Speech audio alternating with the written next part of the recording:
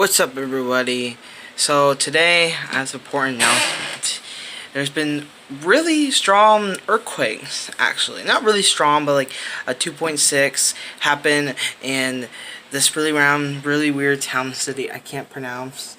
Happened at 5:31 yesterday, and then all the way, then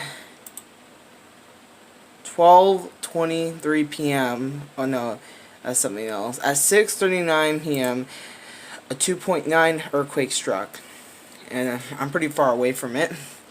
And then now, a